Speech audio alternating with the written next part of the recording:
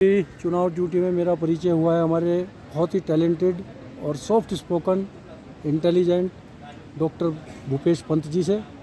और बड़ी इंटरेस्टिंग बात यह है कि डॉक्टर साहब की अपनी जो एजुकेशन की शुरुआत हुई थी हमारे जीआईसी से हुई थी, वो बताएंगे।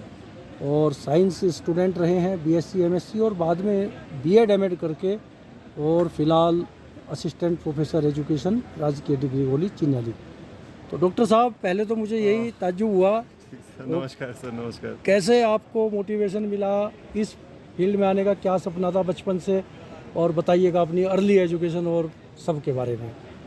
सर मैं वैसे जो 5th तक की एजुकेशन है मेरी, जो अपने गायत्री परिवार के स्कूल होते हैं, अच्छा, सरस्वती शिशु मंदिर से मैंने की है। बहुत बढ़िया। उसके बाद 6वीं से 12वीं तक मैं हमारे वहाँ पे एक Shri Mahakali government inter college है गंगोली हाट पिथौरागढ़ में जी, तो वहाँ से मैंने किया। उसके बाद मैंने बीएससी किया, बढ़िया। उसमें मेरे जूलॉजी बॉटनी केमिस्ट्री सब्जेक्ट थे। उसके बाद मैंने एमएससी डीएसबी कैंपस नैनीताल से की। बहुत बढ़िया।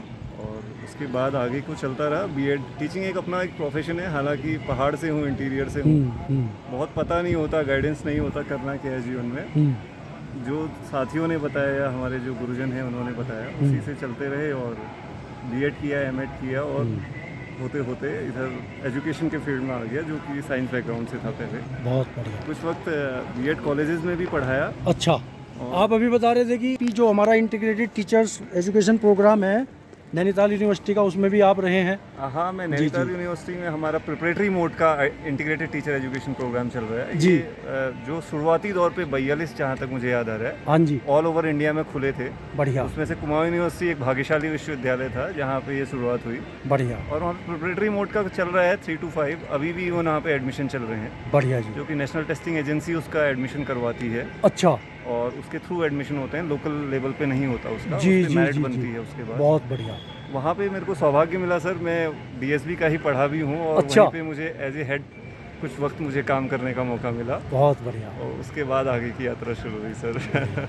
बहुत अच्छा कोर्स है सर आईटीईपी। अच्छा, जैसे 4 ईयर कोर्स आप बीटेक करते हैं, अभी इंटीग्रेटेड कोर्स चल रहा है वहाँ जी पे, जी जी जी, जिसमें आप BA, BEd, BSc, BEd, BCom, BEd करते हैं। अच्छा और शायद गवर्नमेंट का एक अच्छा, या यूजीसी के साथ मिलकर एक अच्छा विजन रहा होगा कि जी, सबसे ज़्यादा ज़रूरी अगर समाज को ज़रूरत है तो वो एक शिक्षक की है। बिल्कुल एक बिल्कुल सबसे बड़ा मार्गदर्शक होता है। अगर वो उधर से एक अच्छा शिक्षक निकल पाए तो हो सकता है बिल्कुल। हमारे बच्चों का डेफिनेटली हमारा उनका भविष्य हमेशा अच्छा ही जाएगा। उनका एक पथ प्रदर्शक है।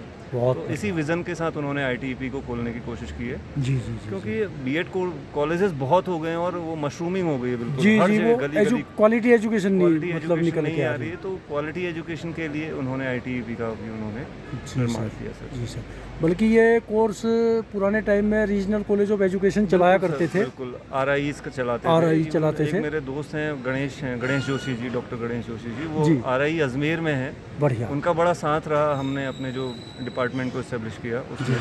और वहाँ पे आरआई अजमेर को भी जो भी बाकी की फैकल्टी हैं उनके चाहे हेड्स हैं, जी, उन्होंने बड़ा साथ दिया वहाँ पे, बहुत बढ़िया बहुत बढ़िया। उन्होंने गाइडेंस किया। तो उसी के अंडर हम लोगों ने आईटीईपी नैनीताल को स्ट्रक्चर उन्होंने इस्टेब्लिश किया। बहुत बढ़िया। तो जैसे आप भी स्टूडेंट लाइफ में रहे थे, तो उस टाइम पे कुछ अपना मन में था कि भाई इस प्रोफेशन में जाऊंगा, ऐसा जो भी सपना कुछ था बचपन से ड्रीम? सच बता रहा हूँ तो लोग पूछते हैं क्या बनना चाहते हो, हाँ। वैसे ही हम लोग कह देते हैं ये बनना चाहते हैं मन में, या बोल दिया टीचर बनना है, कुछ भी। जी और इंटीरियर से बहुत कुछ पता नहीं होता वास्तव जी, में। सही बात सही बात। और ऐसा बोल दिया कि हाँ ये बनना है। मेरी मामी बताती हैं कि तू कहता था टीचर बनना है, लेकिन अच्छा। मुझे वास्तव में उसकी मीनिंग पता नहीं थी। जी जी लेकिन जी, धीरे धीरे इस प्रोफेशन में आया तो मैंने उसके महत्व को भी समझा अच्छा, और उसको पाने के लिए मेहनत की, क्योंकि आप टीचर बनने के लिए आपको बहुत मेहनत करनी ये पड़ती बात है, ये चाहे बात आप है, प्राइमरी के टीचर हों, चाहे आप हायर एजुकेशन की, यही मेहनत सब जगह चाहिए। ये बात है, ये और वो बात तभी संभव है जब आप अपने रूट लेवल पे ही मेहनत करना शुरू करें। है। जी, आप जितनी भी आपने जो कभी शायद ना पढ़ी हो, आप ऊपर आके आपको उन क्लासेस का फिर से आपको सिलेबस पढ़ना पड़ेगा। बिल्कुल बिल्कुल। आपको ग्रेजुएशन की सारे अपने कंटेंट को फिर से अच्छे से पढ़ना पड़ेगा। जी, आपने पीजी को जो भी किया है उसको आपने फिर से दोहराना पड़ेगा। बिल्कुल, आपको मेहनत ही आपको अपने लक्ष्य तक पहुंचा सकती है। बस यही कहूँगा सर। तो जैसे साइंस बैकग्राउंड से आपने शुरुआत की, फिर बीएड परस्यू किया और एमएड, यस तो सर। कहीं ना कहीं आपका इंटरेस्ट बना इस एजुकेशन सब्जेक्ट के अंदर? सर बीएड किया था। बीएड मैं एमएससी भी किया था बॉटनी से, उसके बाद जी। बीएड किया, तो मैं मैक्सिमम इंटर कॉलेज में लेक्चरर बन सकता था। जी जी जी जी। लेकिन साथ में जो गुरुजन थे हमारे, उन्होंने कहा तू एमएड भी कर सकता है अगर हायर एजुकेशन में आना चाहे। अच्छा तो इस वजह से मैंने एमएड किया, क्योंकि एक बीएड कॉलेज में पढ़ाने के लिए भी आपको एमएड और नेट या पीएचडी की ज़रूरत पड़ती है। अच्छा अच्छा अच्छा तो अच्छा इसलिए मैंने एमएड किया। तो मैं इससे पहले बीएड कॉलेज में जी। टीचिंग ऑफ बायोलॉजिकल साइंस का वहाँ पे मैं टीचर रहा हूँ। बहुत बढ़िया। मैक्सिमम मैंने वहीं पे पढ़ाया, 12-13 साल का एक्सपीरियंस वहीं का है मेरे पास। जी जी जी जी। तो वहाँ से मैंने टीचर्स को बनते भी देखा और ये भी देखा कि कितना क्वालिटी टीचर अभी निकल रहा है हमारी सोसाइटी में, बहुत बढ़िया। उनका बहुत लेवल क्या बढ़िया। है। तो फिलहाल जो आप बीए के जिन बच्चों के पास एजुकेशन सब्जेक्ट है उनको फिलहाल पढ़ा रहे कॉलेज में? अभी मैं गवर्नमेंट डिग्री कॉलेज चिन्यारी सौड़ में हूँ, जी। वो एक यूजी कॉलेज है। जी। तो वहाँ पे ग्रेजुएशन लेवल पे अभी एजुकेशन है। अच्छा। पीजी तो नहीं है। अच्छा। तो वहाँ पे अभी मैं उन्हें पढ़ा रहा हूँ। और 12th पास करके बच्चा आता है, वो फर्स्ट ईयर में एडमिशन लेता है। जी जी जी जी जी उन्हीं के साथ हम लोगों का वो पड़ता है सर, इंटरेक्शन होता और है। मेरे ख्याल से आप भविष्य में स्विच ओवर कर सकते हैं बीएड कॉलेज के लिए भी। बीएड कॉलेज में सर है ना? नहीं, अब मुझे वहाँ के लिए फिर से एग्ज़ाम देना पड़ेगा। अच्छा, हाँ, कौन से वाला?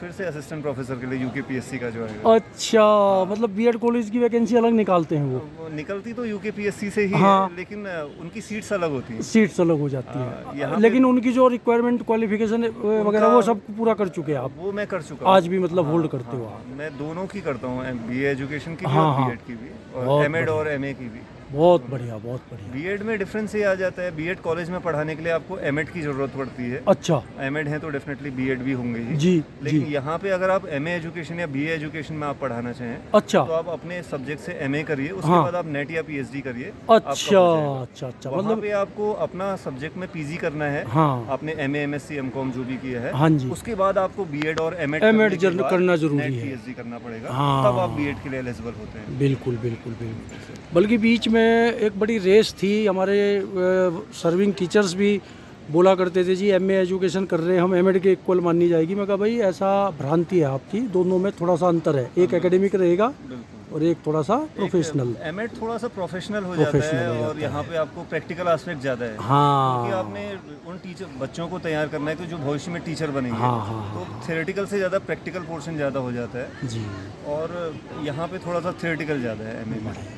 और इक्विवेलेंट की बात अगर हम करें तो पहले ये माना जाता था कि जो एमएड है वो एलिजिबल है दोनों के लिए, हाँ एमए जी। एजुकेशन और बीए एजुकेशन में पढ़ाने के लिए, हाँ जी और एमएड में पढ़ाने के लिए भी। जी। बीच में गवर्नमेंट ऑफ उत्तराखंड में जब हमारी वैकेंसीज आई यूकेपीएससी 2017 का इवन, हाँ उस समय इन लोगों ने एमएड के लिए, एमएड जो कैंडिडेट है उसको एमए के लिए अलाउड नहीं किया। अच्छा अच्छा लेकिन अच्छा वो अच्छा, बाद में इस बार इन्होंने 2020 की जो वैकेंसी आई, अच्छा उसमें 21 की वैकेंसीज, जी। उसमें इन्होंने एमएड को भी अलाउ कर दिया कि वो भर सकता है अच्छा अच्छा एमए एजुकेशन के लिए। इसका सुप्रीम कोर्ट का भी पहले ही डिसीजन आ चुका था कि एमएड एलिजिबल है उसके लिए। अच्छा, वो पहले से हमेशा ऐसे ही चला आता था, बढ़िया बढ़िया। लेकिन इन्होंने इस बार थोड़े से चेंजेस किए थे फिर से, अब वो ठीक कर दिए। बहुत बढ़िया। तो जो बच्चे आपके यहाँ ग्रेजुएशन में इस सब्जेक्ट को ले रहे हैं, उनका मतलब एम है कुछ आगे इस फील्ड में आगे बढ़ने का, या बस बाय डिफॉल्ट ले लिया उन्होंने?